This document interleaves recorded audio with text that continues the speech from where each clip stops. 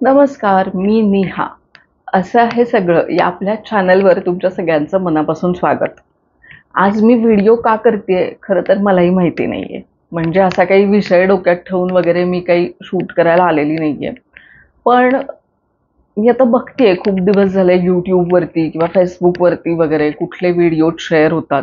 तर माझ्या लक्षात आलं की लोकं काही ना काहीतरी कॅटेगरीमध्ये व्हिडिओज टाकत असतात. कुणीतरी ट्रॅव्हलचे व्हिडिओ टाकतं, कुणीतरी डेली व्लॉग्स टाकतं, कुणी त्यांच्यावर रोस्टिंग करतं, रिॲक्शन देतं किंवा इन्फॉर्मेटिव्ह पण बऱ्याच लोकांचे व्हिडिओज असतात, कुकिंगचे व्हिडिओज असतात. आता ह्या सगळ्यापैकी असं असा कुठला फॅक्टर आहे ज्याचे व्हिडिओज मी रोज टाकू शकते? तर तसं पाहिलं तर असा काहीही कंटेंट माझ्याकडे नाहीये. म्हणजे कुकिंग रोज मी करते आणि फारच भारी काहीतरी करते, की मी स्वतः करून तुम्हालाही काहीतरी शेअर करेन, असं काहीही नाहीये. मला रोजचं जे काही स्वयंपाक येतो मी तेच करत असते. ट्रॅव्हल मी करते. ट्रॅव्हलिंगचं माझं एक वेगळं चॅनल आहे, ज्याच्यामध्ये मी वेगवेगळ्या मंदिरांची माहिती सांगत असते. केल्याने देशाटन. ते तुमच्यापैकी बऱ्याच लोकांना माहितीच आहे. तिसरी कॅटेगरी झाली डेली व्लॉग्स. तर एवढं काही आपलं हॅपनिंग आयुष्य नाहीये, की आपण काहीतरी रोजच काहीतरी शूट करू आणि टाकू. बरं काहीतरी घरात केलेल्या काहीतरी ॲक्टिव्हिटी करून टाकायच्या म्हणजे आता ते घरातली कामं होता होताच कंटाळा इतका येतोय, की ते आणि परत शूटिंग एक वेगळा काहीतरी स्टँड लावा, शूट करा, ते लोकांना दाखवा. आता ना मी हे करते, आता ना मी ते करते. असलं काही मला जमणार नाहीये. एवढी काही एवढे पेशन्स माझ्यात नाहीयेत आणि एवढी काही मी फार छान कामं करते, अशातलाही काही भाग नाहीये. म्हणजे ती कामं बघून तुम्ही काहीतरी शिकाल, की "अरे, हे किती भारी केलंय, काय मस्त पालकची भाजी चिरली आहे." असं काहीच नाहीये. मग तसं पाहिलं तर मी जशा चार चौघी असतात, तशीच मी पण एक ॲव्हरेज मुलगी आहे. म्हणजे सगळ्याच कॅटेगरीमधल्या सगळ्याच गोष्टी जमेल तशा माझ्या माझ्या पद्धतीने मी व्यवस्थित पार पाडायचा प्रयत्न करते. पण चॅनल तर काढायची हौस आहे. मग मी करायचं काय या चॅनलवरती? असा खूप मोठा प्रश्न मला बरेच दिवस झाले पडतोय. मग मी असा विचार केला, की काय माझ्या आयुष्यात असतं, की जे मी दाखवू शकते लोकांना, ज्याच्याबद्दल मी बोलू शकते.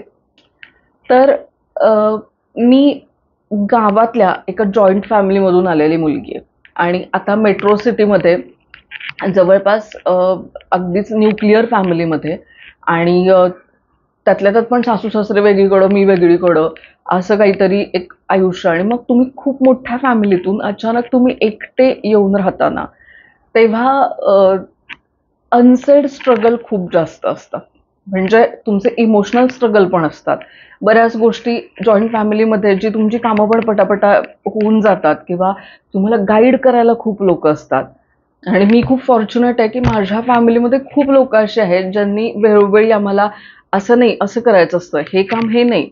अशा पद्धतीने सांगणारे, गाईड करणारे आजी आहे, काकू आहे, आई आहे, मामी आहे, मावशी आहे, आत्या आहे, आत्ते-बहिणी आहेत, बरेच लोकं आहेत.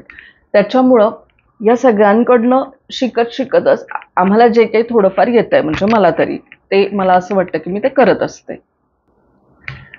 माझं हे चॅनल फॉलो करणारे जर लोकं आहेत, त्यातली बहुतेक लोकं ही माझ्या फॅमिलीतले, माझ्या नातेवाईकांमधले लोकं आहेत किंवा माझ्या फ्रेंड्स आहेत.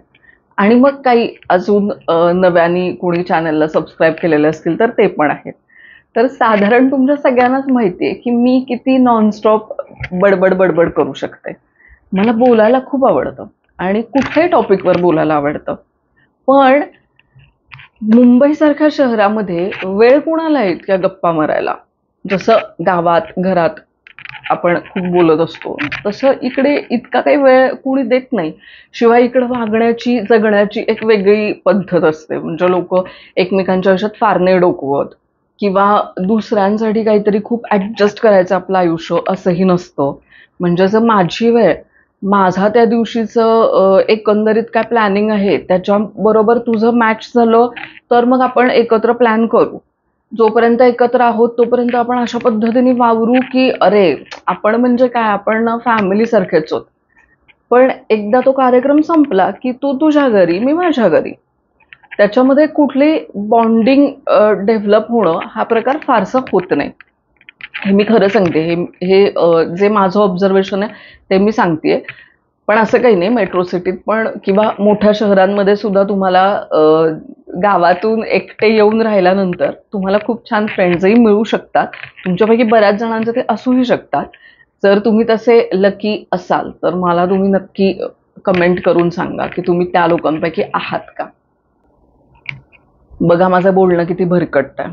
तर मी हे बोलत होते की मला खूप जास्त बोलायला आवडतं आणि वेगवेगळे टॉपिक्स मला रोजच काही ना काहीतरी सुचत असतात.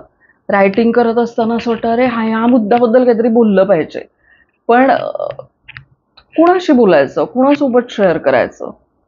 तर मग त्याच्यावर सोल्युशन आता मी असा विचार केलाय की माझ्याकडे चॅनल आहे आणि या चॅनलवरती मी माझी मतं आरामात मांडू शकते. ती बरोबर असायची गरज नाही, ती चुकीची असायची गरज नाही.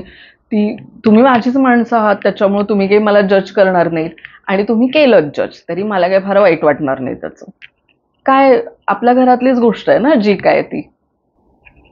शिवाय जेव्हा तुम्ही फॅमिलीमध्ये एकटे असता, म्हणजे तुम्ही जर घरामध्ये बराचसा वेळ एकटे राहत असता तर तुमचा खूप कल, म्हणजे हे मी तुमचा म्हणजे मी हे माझ्याबद्दल बोलतेय बरं का, तुमचं असं असेल असं नाहीये. पण माझा तरी कल असा असतो की त्यातल्या त्यात जाऊ देणं, नाही आवरलं तरी काय फरक पडतोय, कोण आहे घरात दिवसभर, संध्याकाळी कधीतरी कोणी येणार असेल, नवरा येणार असेल आणि कोण लोक येणार असतील तेव्हा छान आवरून बसू, दिवसभर नाही आवरलं तरी चालेल, आहे त्या अवतारामध्ये आपलं चालू ठेवायचं काम. अशा गोष्टींनी दिवस जास्त जास्त कंटाळवाणा वाटायला लागतो. त्यामुळे मी असा विचार केला की रोज एक फिक्स वेळ ठरवावी आणि त्यावेळेला आपण छान आवरून झवरून बसावं आणि छान काहीतरी 5-10 मिनिटं तरी किमान बोलावं. म्हणजे गप्पा पण होतील आपल्या आणि मलाही एकटं नाही वाटणार, मलाही बोर नाही होणार. तर कुठल्या कुठल्या विषयांवरती आपण बोलू शकतो.